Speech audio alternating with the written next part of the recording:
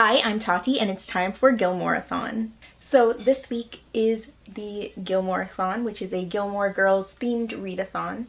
It's taking place from the 15th to the 22nd, and today's the 15th, so it's the first day. And I will of course leave all the info linked in the description if you want to check it out. Now, I did consider starting this readathon at midnight, this morning, last night, however you want to put it. However, I kind of want to take this readathon a little bit slower, not necessarily slower, but easier. I want to go for a cozy fall aesthetic for this readathon. It's gonna be a bit difficult because our weather is still closer to summer right now, but I'm gonna try my best to put myself in that mindset. And those are basically my plans. And I think I'm going to start with Pretty Things by Janelle Brown. This one is the one I am reading for the prompt of a book set in fall/winter. It is at least partly set in winter from what I read in the synopsis. And the only reason I'm starting with it is because it's the one that has to be returned first. So I should hurry up and read it. So I think that's it for now.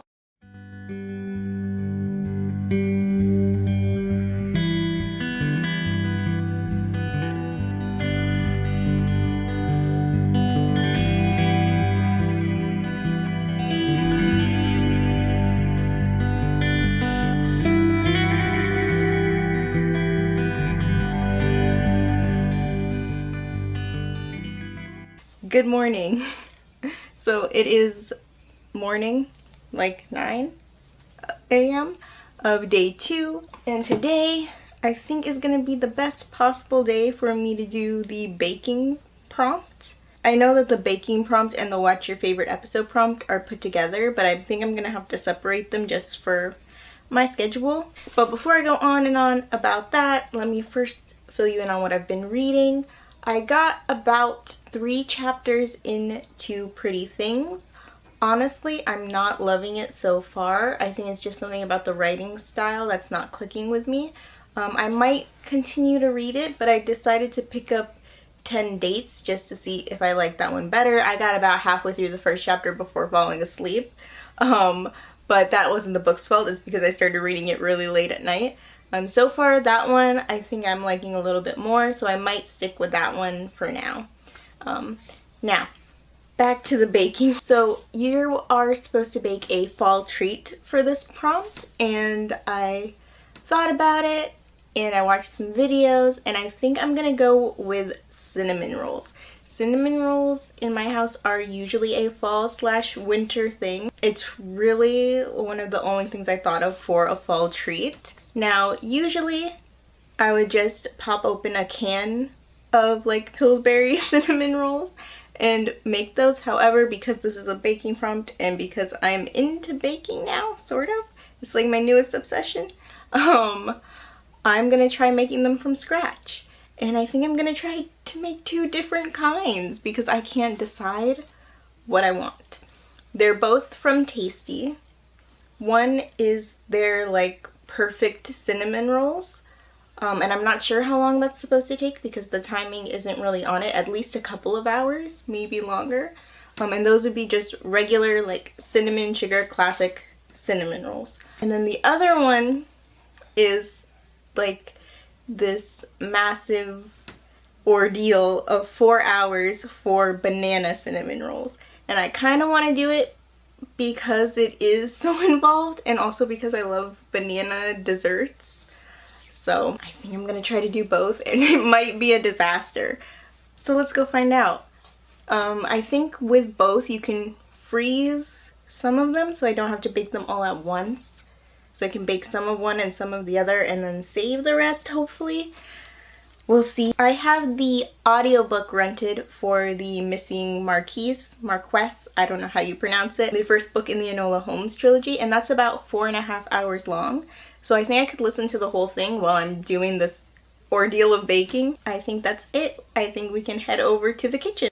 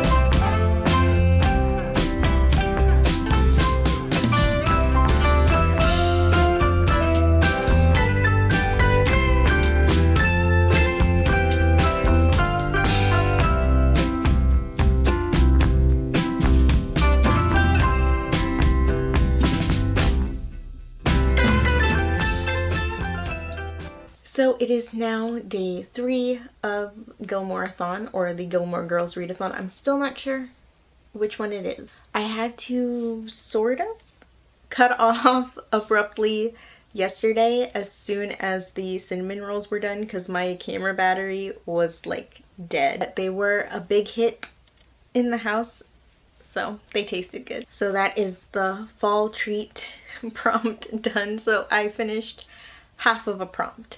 However, while I was making them, I did manage to listen to the first book in the Enola Holmes trilogy. I really enjoyed listening to it as an audiobook.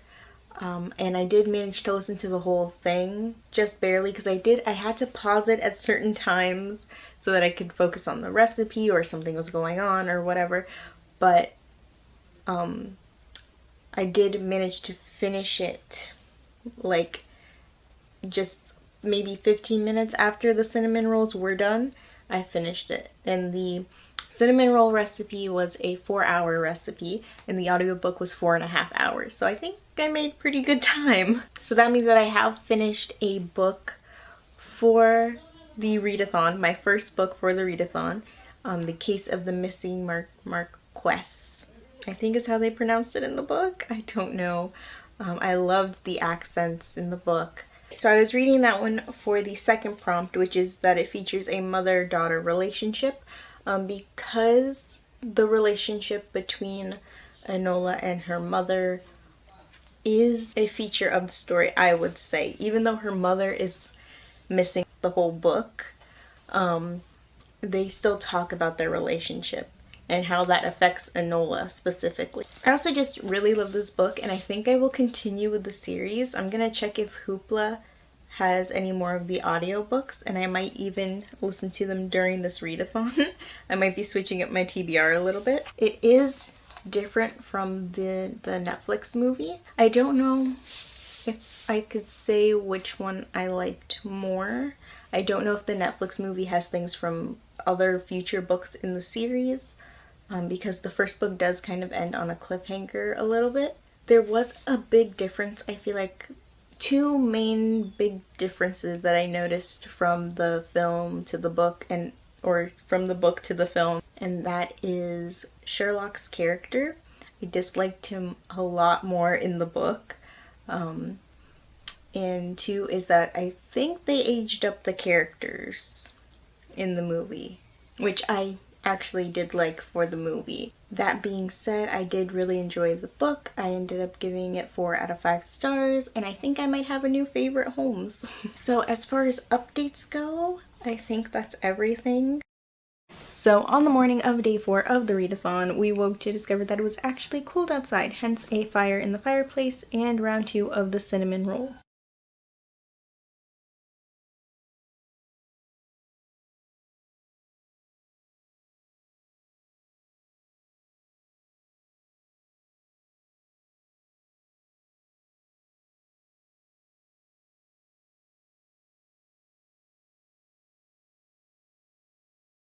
I decided to try out some braids. I don't know what it is, but something about fall always reminds me of braids. Anyway, I tried out this twisty sort of hairstyle with some difficulty. I honestly think it wasn't working out because I have so many layers in my hair. Anyway, after playing around with it 3 different times, I finally came up with something I was happy with. Then I downloaded a couple of audiobooks. Alrighty, good morning of day 5? Yep, day 5 of the Gilmore Girls Readathon. It's still barely morning. It's about to be noon. So last night, well, yesterday, I ended up listening to the whole almost 8-hour long audiobook for The Perfect Escape, and it was fantastic. I did listen to it at 2 times speed, so it took more like 4 hours. I loved it. I gave it 4 out of 5 stars. I took some notes on it, so I'll be able to talk about it more probably in my wrap-up. It has like rom-com vibes. It has dual perspective, which I didn't know going into it, which I love. But it has you know, YA novel, coming of age story vibes. But because there is a survival competition as part of it, I thought maybe we'll get some Hunger Games vibes. And we really, really did get some Hunger Games vibes in this story. I mean, I don't know if I should go into it because of spoilers, but so much more than I thought there would be, and in such an awesome way, and it raised the stakes so much. Set in like the real world, it's not dystopian, it's not fantasy. It's like this televised survival competition, but not to the death. But man, oh man, were there similar vibes, and I loved it. I thought it was a fantastic story. Maybe I should have given it 5 stars now that I hear myself gushing about it, but I gave it 4 because there was some stuff that is just not my favorite. But I loved a lot of it. Also, I don't want to like make generalizations about anything, and I was trying very hard not to compare it to a K-drama, just because I'm watching a lot of K-dramas at the moment, and just because there's a Korean American character or a Korean family in the story does not mean that it should be compared to a K-drama. However, is that little Subway reference not a reference to K-dramas? If you've read the book, maybe you know what I'm talking about. I finished another book for the readathon and another prompt, and I do have to go through the bingo after this to see if I matched anything up. Other than that, I did start the second Enola Holmes audiobook because I don't have any other audiobooks from my TBR and I have to do other stuff.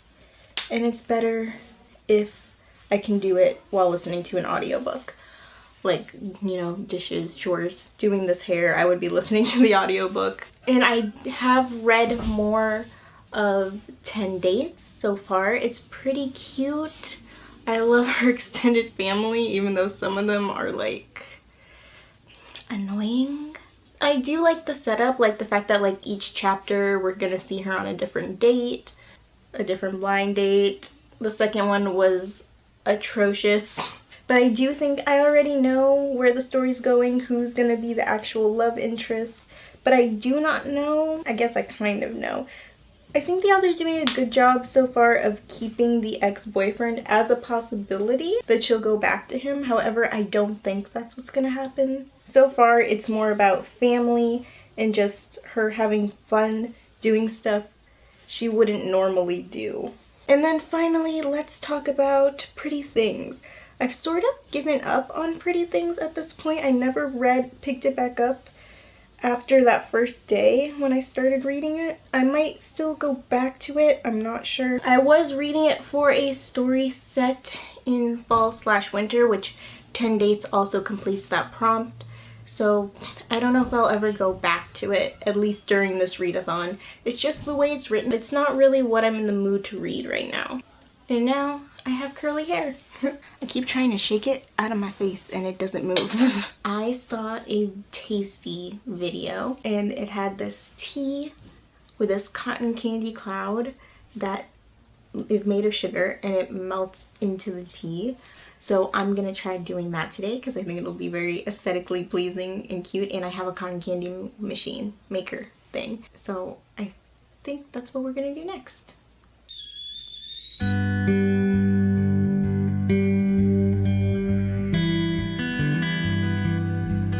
Alright, so here is the cotton candy machine, and I'm gonna try it with just regular sugar first, because I don't really want a flavor for what I'm doing.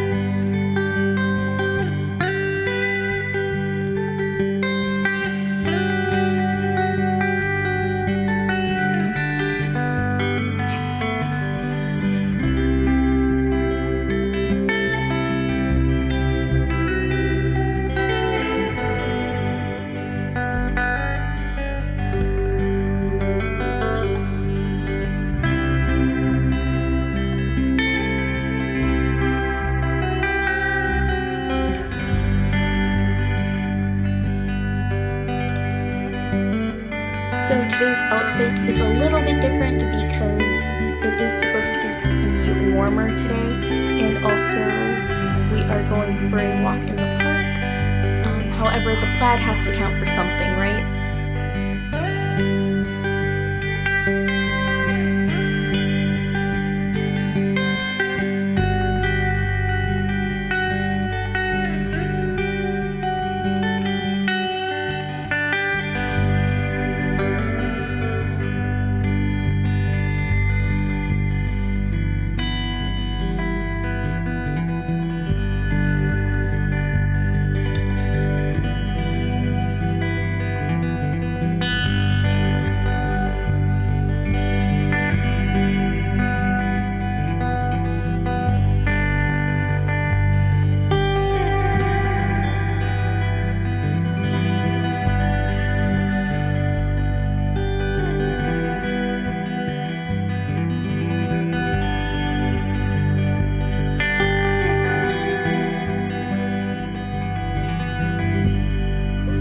It's not a picture.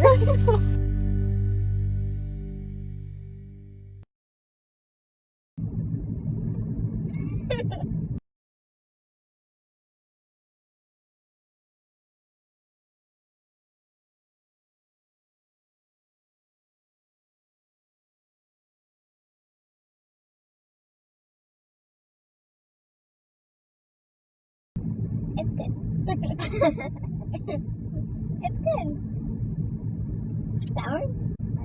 At first it was, and now it's getting real sweet. It's not that bad. It did start to burn a little bit though. Hi.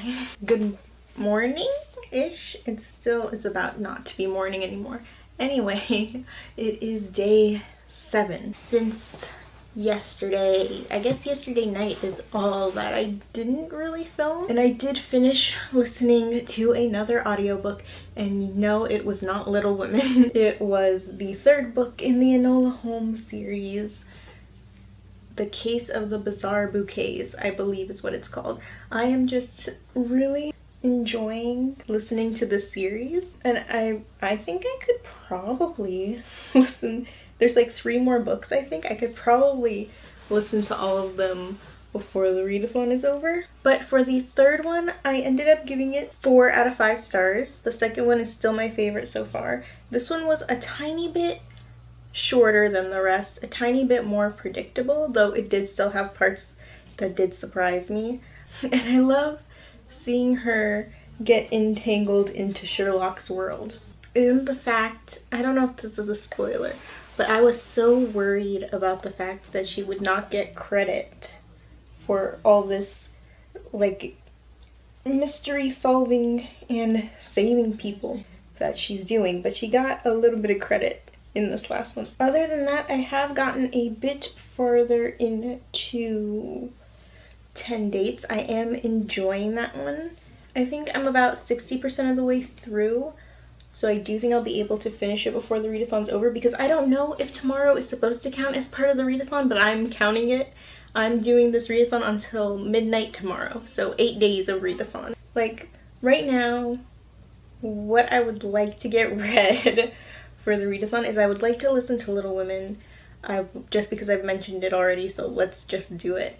I would like to listen to the whole rest of the Enola Holmes series. I would like to finish reading 10 Dates, and I would like to start and finish Bookish and the Beast. And that is a lot. What else do I want to do today? I want to make some bubble tea or boba from scratch for the first time, but we'll see how it goes. It's not looking too bad. It's a little lopsided, but you know, whatever. I think that's all to update for this, for Gilmore Girls readathon so far. I still haven't watched any favorite episodes. What I think I'm going to do is, I got some comments on my TBR about other people's favorite episodes, so I think I might try to watch all of the ones that were recommended to me. I might ask my sister for a recommendation, or I could just watch the pilot, because usually my favorite episodes of shows are the pilots.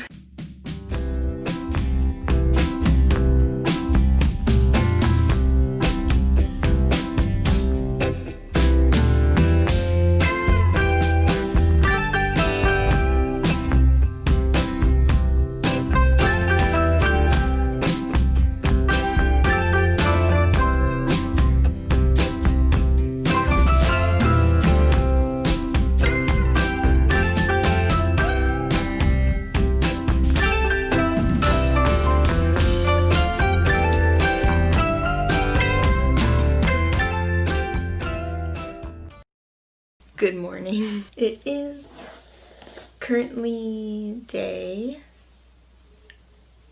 8 of the readathon, which technically I don't know if it's supposed to count as a day of the readathon, but it said it was from the 15th to the 22nd, so I'm counting the 22nd. Let me think what happened last night. I finished another book. I finished quite a few books, actually, I think.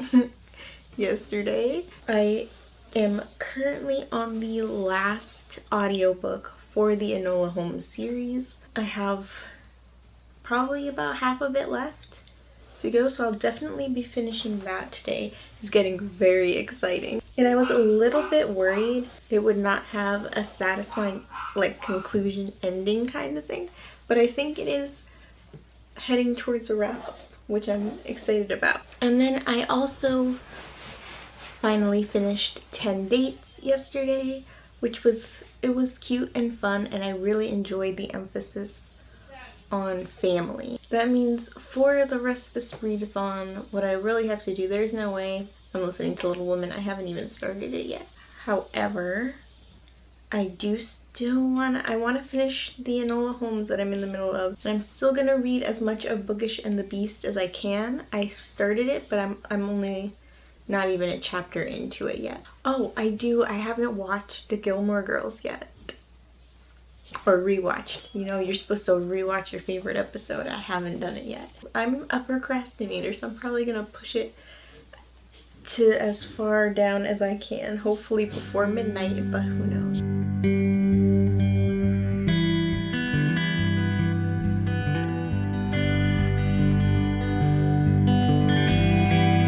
I thought I would do just a quick update. It's about to be 3 p.m. on this last day of the Gilmoreathon, and I did finish listening to the last book in the Enola Holmes series, The Case of the Gypsy Goodbye, and I did absolutely love this series and this book in particular. I gave 5 out of 5 stars. It was such a great way, it was such a great conclusion to the series, while also being open enough that you can imagine the stories continuing. Anyway, I'm a sucker for Sherlock Holmes stories anyway, but I think Enola may be my new favorite Holmes. I highly recommend the series if you like sort of juvenile fiction, middle grade, into young adult mystery books, or if you like Sherlock Holmes, or if you liked the movie, check out this series. It was so fun to listen to. It does make me want to rewatch the movie. Okay, and on the rest of the reading front, I am 30-ish% of the way through Bookish and the Beast, and wow, is it off to like a strong start. I feel like it's going so quickly, but also I don't know if it's Ashley Poston's writing style or that it's part of like the Geekerella series, but I get a certain like vibe from it that I'm really enjoying. I don't know if it's just putting me back to when I first read Geekerella. I really enjoyed Geekerella when I first read it. I'm pretty sure I gave it 5 out of 5 stars when I first read it, and this is making me want to reread it, but I think I will get through this first. I also forgot how much I love a Beauty and the Beast retelling. Back to Bookish and the Beast. So far I'm really enjoying it. It's got the elements of Beauty and the Beast that I really enjoy, and the elements of the fandom that I really enjoyed from Geekerella. I know it's a romance. It's not a spoiler that it's a romance. And it's dual POV, so I really want to keep reading it and see what's going to happen. Hopefully I'll be able to finish it today, because if I do, I think I will have all of the prompts covered, even though I didn't read everything on my TBR. And I do, if I want to complete all the prompts, I technically do have to watch at least one episode of Gilmore Girls today sometime, so we'll see what happens.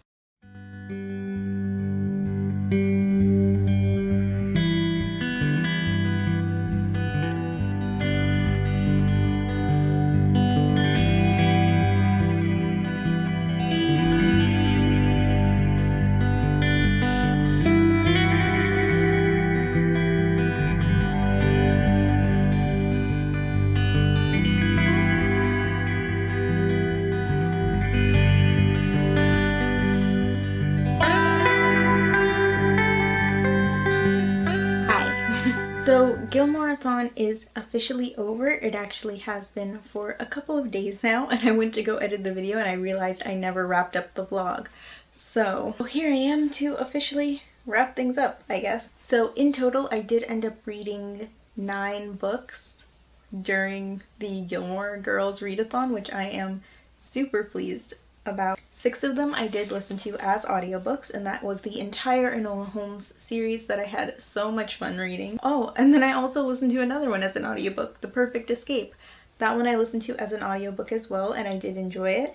And then I read 10 Blind Dates and Bookish and the Beast, both as ebooks. And I did enjoy those as well. And I think the only one I didn't really talk about in the vlog was Bookish and the Beast because I finished it that last day. I really loved this book. I ended up giving it 5 out of 5 stars. I'm just a sucker for so many of the tropes and characters and scenes and just everything about this novel. There's just a fantastic Beauty and the Beast retelling backdrop to the whole thing, and there were so many like teeny tiny Beauty and the Beast references, and I'm pretty sure I laughed every single time I read one. And then besides all the references to Beauty and the Beast, there was a direct reference to Fangirl by Rainbow Rowell, which is one of my all-time favorite books. And I was definitely getting some Starstruck, like the Disney Channel original movie Starstruck vibes from certain parts of it. The book was such a blast to read,